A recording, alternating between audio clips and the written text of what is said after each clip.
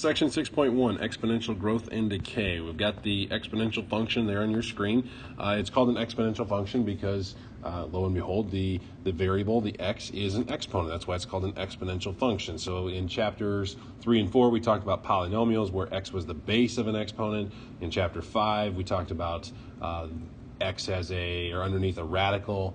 Today, in chapter 6, moving forward, we're going to be talking about when x is an exponent this time. So, a couple of quick notes with exponential functions. Your a value here, this number out front, it cannot be 0. And that should make sense because if this was 0, this is 0 times anything, and 0 times anything is always going to be 0. So just know that your a value cannot be 0. You're not going to run into any situations where that happens, but just so you are aware. And then your b value, there is one other thing here with b. b is a positive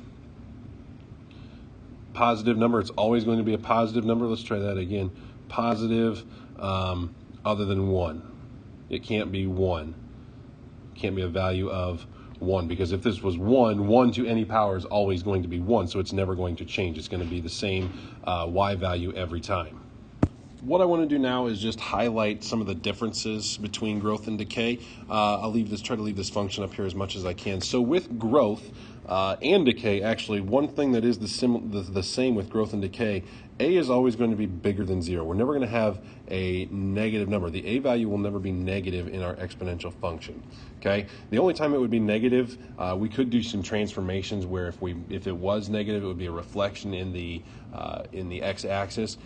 But we're never going to really be focusing on that. When we talk about real life models, which we're going to do a lot of with exponential functions, your a value is never going to be negative. You're never going to have a negative number of people or a negative deposit. You're never going to deposit negative $200 into your bank account. Okay, so your a value is going to be positive whether it's growth or decay. The difference between growth and decay is that your b value, so let me go back to the pen, your b value in growth is going to be bigger than 1. Okay, and this is called your growth factor. Okay, growth factor, that's b. Okay, in decay, the b value is not going to be bigger than 1, it's actually going to be between 0 and 1. Okay, not equaling 0 and not equaling 1 either, because we said b is a positive number other than 1. And if it's decay, then it's not going to be 0 either. Okay, the difference, and by the way, the b value when it's decay is the decay factor. Okay, decay factor is your b value. Whether if it's a decay function, if it's a growth function, then your b value is your growth factor. Okay, the general picture, the general shape of these functions, if it's a growth function, so you got your x and y axis, growth functions look like this. Okay, it's not a straight line, it's not really a parabola either.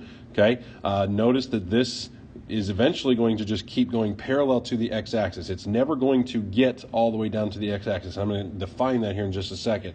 But as you go to the left, this is never going to get to the x-axis. For a decay function, it looks very similar, except it just kind of looks like a reflection in the y-axis.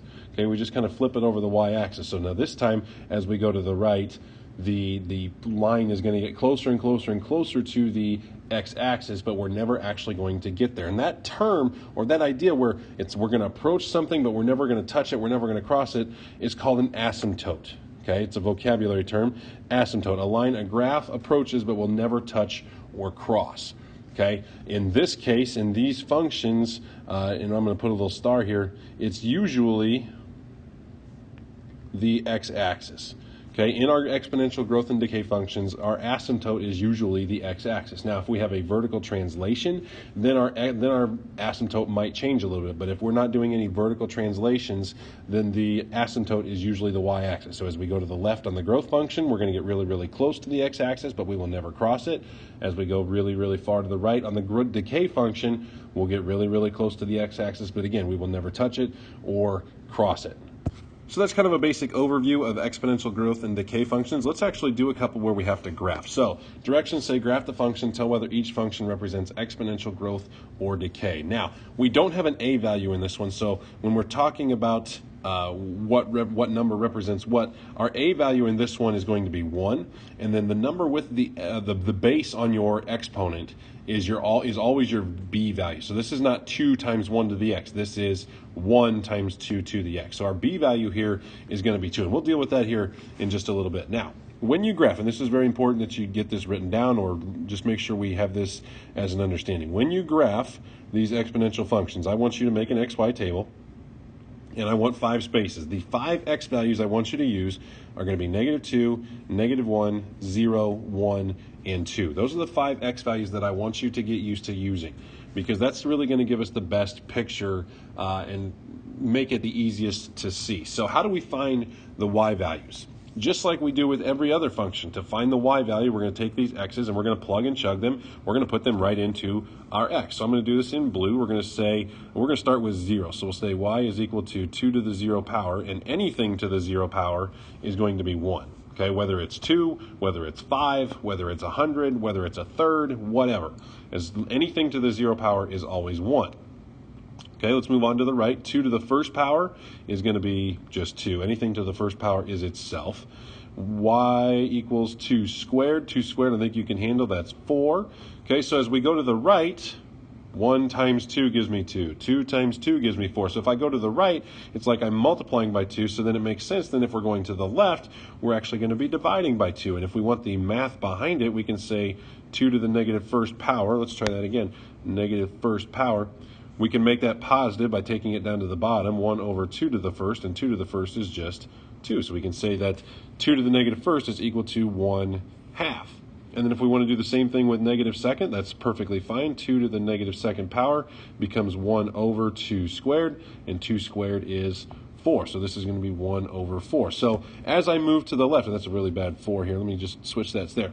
So as I move to the left, I keep dividing by 2. So if I keep dividing something by 2, I'm never going to actually run out of something mathematically. Now, if I keep cutting a piece of paper in half, and then in half, and then in half, and then in half, it's going to get to the point where I don't have anything that I can cut. But mathematically, I've never run out of anything. I've never gotten down to 0. And that's kind of the big idea of the asymptote. And I'll show you what that looks like here in just a second. So if we're going to graph this, and we can graph this, so we have our x and y axis, 1, 2, 1, 2, 1, 2, 3, 4. We can put our points on the graph. We have 0, 1.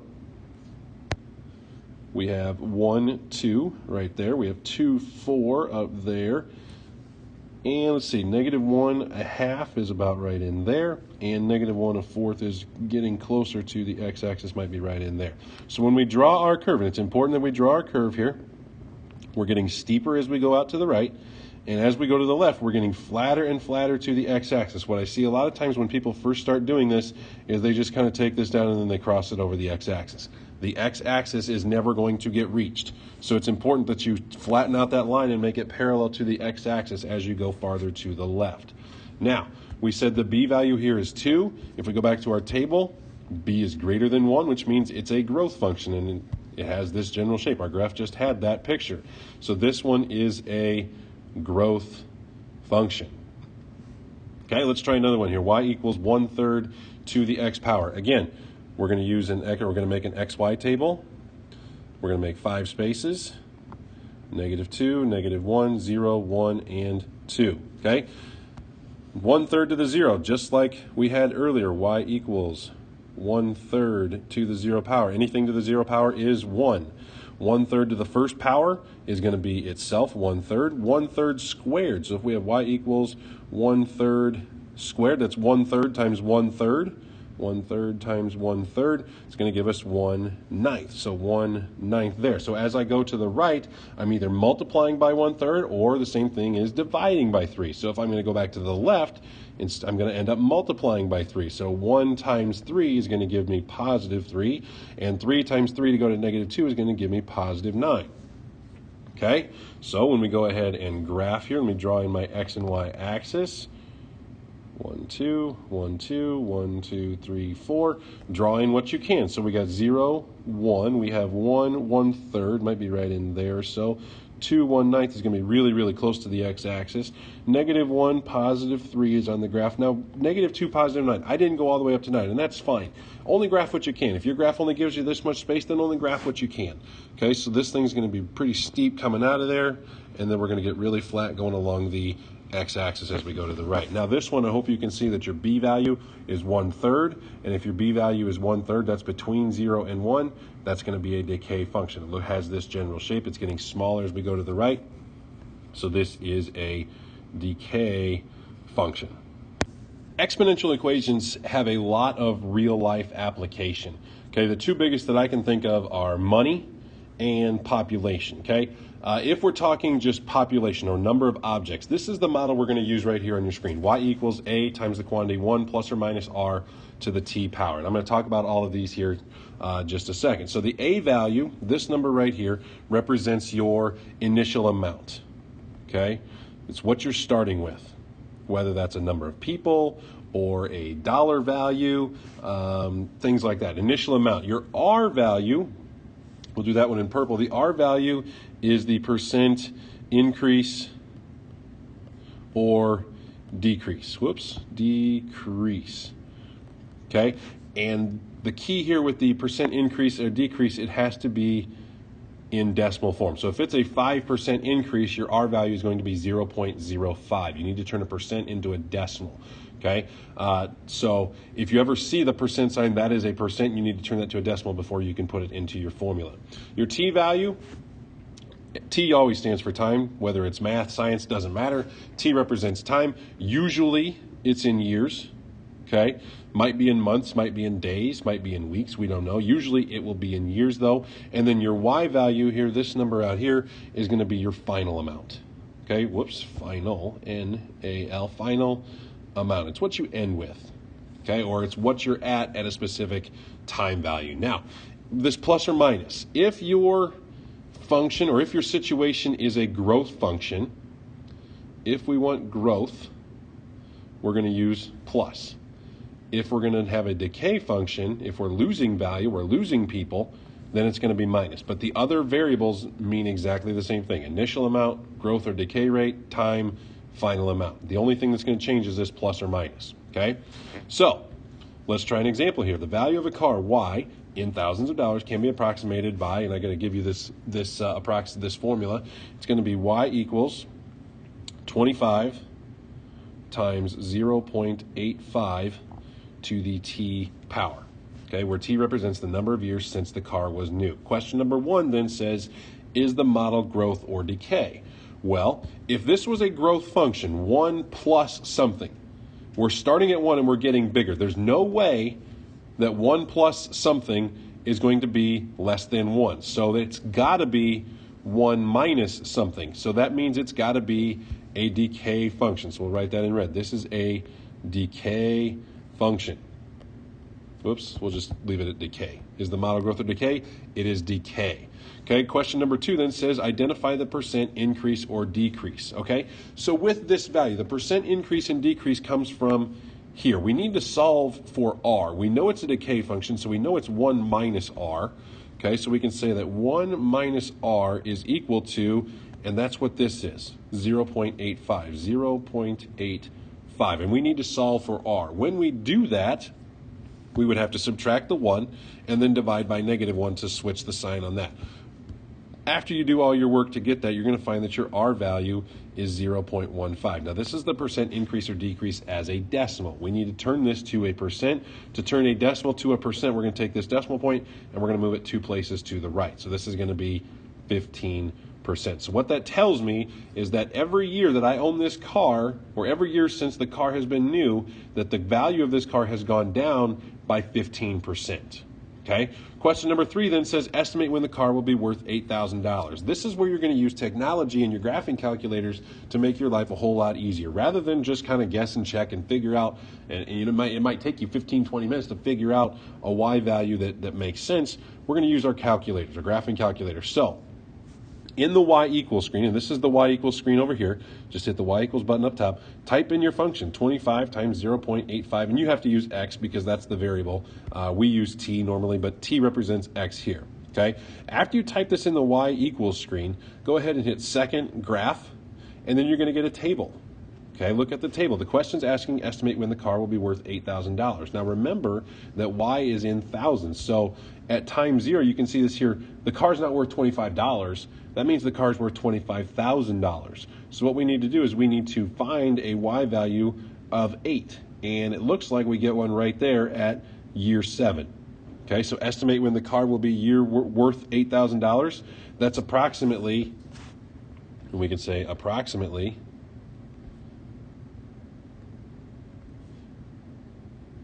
year 7 or after 7 years.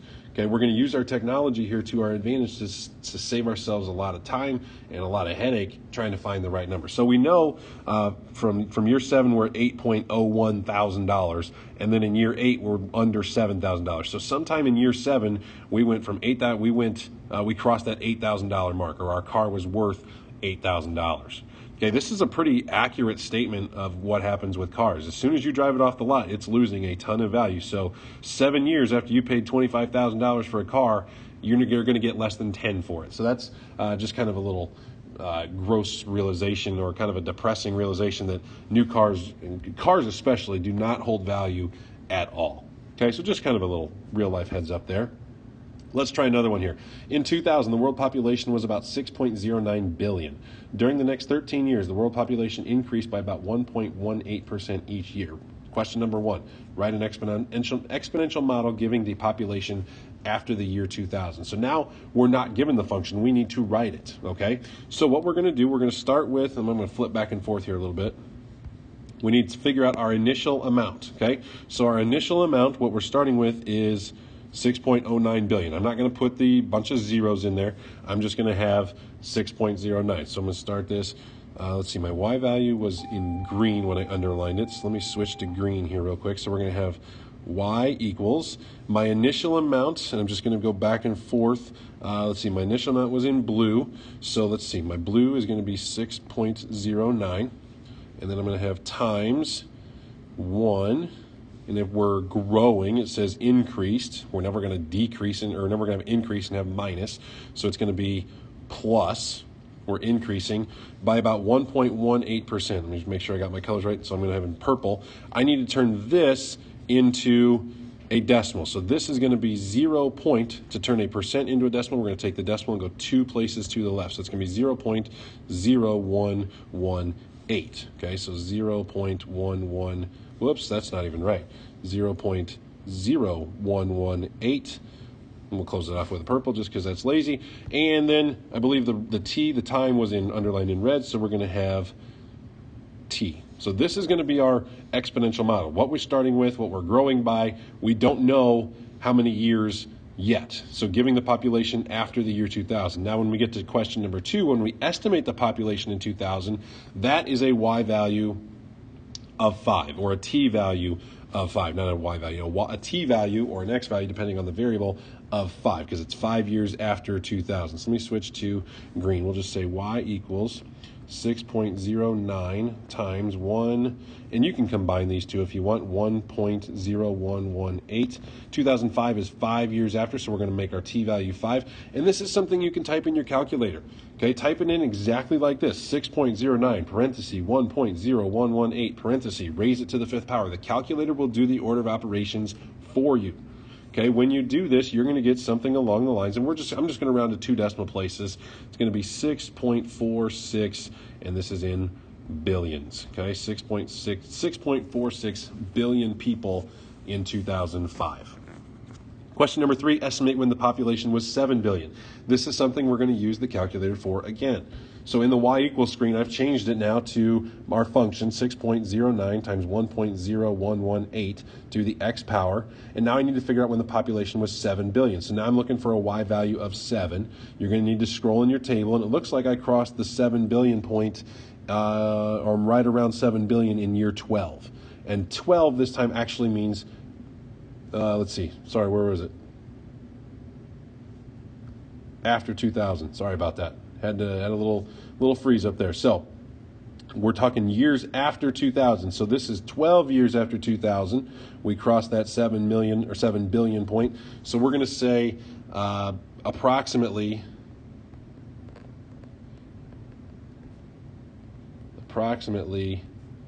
2012, because our t value is 12, and we're talking years after 2000. Okay, so 12 years after we crossed that 7 billion mark, so we're approximately 2012 for when our population was 7 billion. Now, there's one other formula. I said something about money. If you ever deposit something in a bank, or if you ever take a loan from a bank, this is the formula they're going to use to figure out interest. Okay, A equals P times the quantity 1 plus R over N to the NT power. Your A value here We're just going to do all these in one color. Your A value is your final balance or your current balance. Final balance. Your P value is your principal. Principal, just like you would spell like Mr. Thomas, principal. The principal, in case you don't know, is your initial deposit. It's what you're taking out. It's what you're loaning the bank. Initial deposit. It's called the principal. So if you take out a loan, then your principal is how much your loan is for. If you deposit something in the bank, that's your principal. It's what you're giving the bank. Your R value, just like in the last example, your R value is your interest rate. Interest rate. And again, that needs to be a decimal. So if it's 5%, that's going to be 0.05 as a decimal. Your N value, this is the one that confuses people a little bit. N value is the number of compounds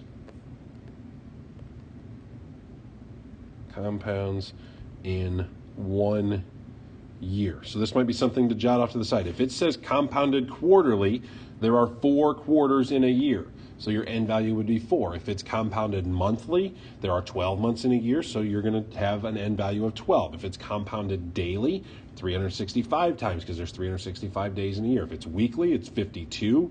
Annually would be 1. So it's not how long or how much time has passed in between each compound, it's how many compounds in a year.